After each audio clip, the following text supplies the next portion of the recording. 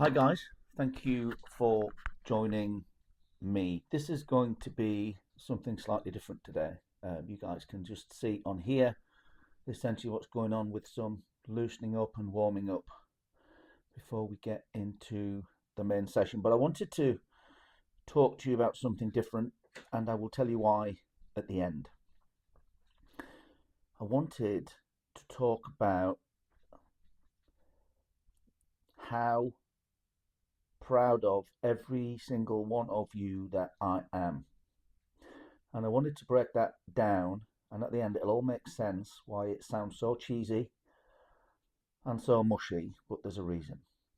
To talk about the odds of you being here, the product of your unique genetic combination, the survival and choices of every ancestor of yours that came before you, and those chances of you being here are genuinely astronomical. So, firstly, the genetic odds. Okay, so each of your parents had potentially egg sperm combinations in the millions. So, at the outset, the odds of you watching this and watching a fat northerner on your YouTube do some weights, the odds of you being born are about 1 in 400 quadrillion, which is a 4 followed by 17 zeros.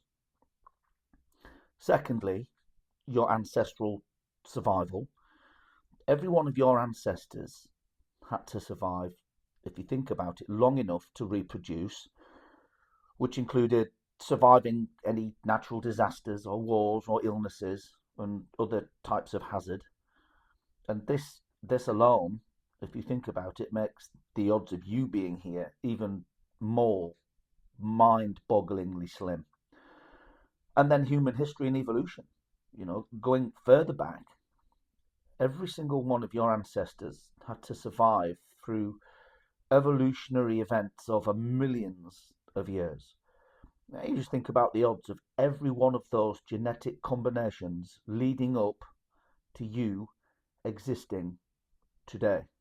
And I had to do a little bit of Googling around and chat GPT in the next bit, but when calculated fully, there are some estimates that suggest that the odds of you, who are now bored maybe listening to this, but hopefully watching, the odds of you existing in your exact form are around 1 in 10 to the power of 2,685,000. See, that number is so large, it is actually beyond comprehension. In other words, your existence as you is as close to impossible as it gets. And then when I read that, I thought, how close to impossible? Just by being here, you are defying cosmic level odds. And I'm going to be specific when I say that. You are defying those odds. The number 1 in 10 to the power of 2,685,000 is so staggeringly big, and I've had to put this in and Google this again. It is mathematically impossible. So, for perspective, it's vastly, vastly greater than the number of atoms in the observable universe, which scientists have estimated to be around 10 to the power of 80. So 10 to the power of 80, 80 zeros. Now, in maths, probabilities approaching these extremes, especially when they get beyond 10 to the power of 50, are often considered practically impossible. Even though they are technically still possible, realistically impossible. And the odds we're talking about here, you being here, go far, far beyond even that threshold. It's like it's been estimated hitting the lottery trillions of times in a row. So it is mathematically impossible that you exist exactly as you are. And yet, here you are, now, putting it in, doing the business, and getting it done. And that, for me, is a powerful, humbling thought.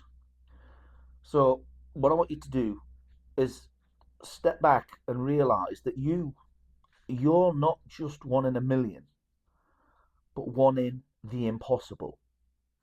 And that hits deep if you think about it. Every struggle, every success, even the simple act of being here, it's all part of something unbelievably rare. And I hope that that makes you see how amazing you are through fresh eyes. So here's the takeaway: you are already beating the odds just by existing. You're doing the impossible. And if you take that to heart, it makes it easier to stand up and stand tall, to keep pushing forward, and to know, I suppose, that you are part of something much bigger than what we usually think about. And why am I telling you this?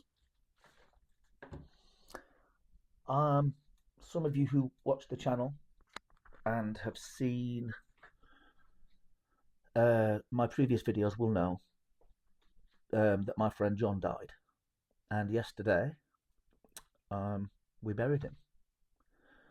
And listening to the eulogy of his eulogy was very sobering, because he did a lot with his life. He was a master craftsman. He was very popular. But he didn't take care of business how I would have liked him to. And how I would have liked him to have taken care of business was to look after himself.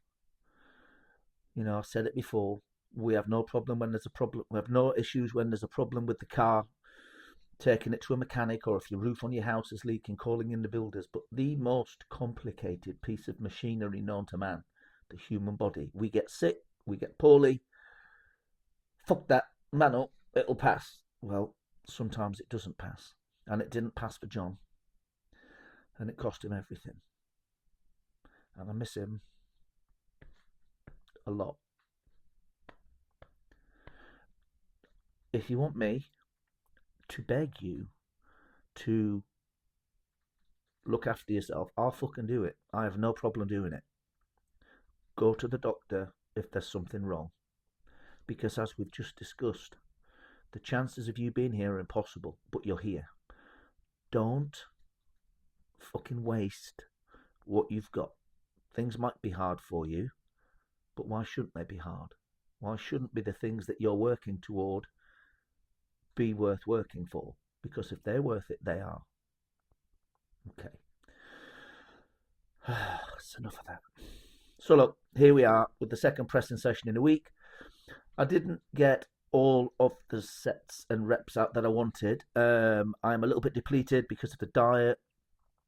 I may have gone a little bit heavy too soon on it, but anyway, I put in the work, changed the angle of the pins, working up to about 125 kilos today, and then coming down, and here we are looking at 60 kilos for reps on a flushing set, slightly wider angle with the elbows there to really get a bit of, it will hit a little bit of upper chest, it will hit a little bit of front delt, upper back, tricep. I love these flushing sets, and if you lift heavy, I would encourage everyone to do them. It's again part of the Roger Estep bench press routine, and it will be a good addition to your initial bench press, which again will be your singles. Here again, 60 kilos, another 10 reps, hands slightly closer, moving towards that 10th rep. You really do start to feel the burn, but it's excellent. It's excellent for a little bit of hypertrophy at the end of the workout, or hypertrophy depending on where you come from, doesn't matter. But what we're not doing here is complicating the workout. We're absolutely not. All we're doing is simple high incline pin presses with heavy weight with a barbell, followed by some flushing sets, because what has always worked in the past will always be keep working. So go get it. Here we are, the last set. I don't think I quite got the 10 here, but anyway, end of the video. Thank you for watching. I hope this message resonates with you, and I will catch you all next time. Look after yourselves. Stay strong.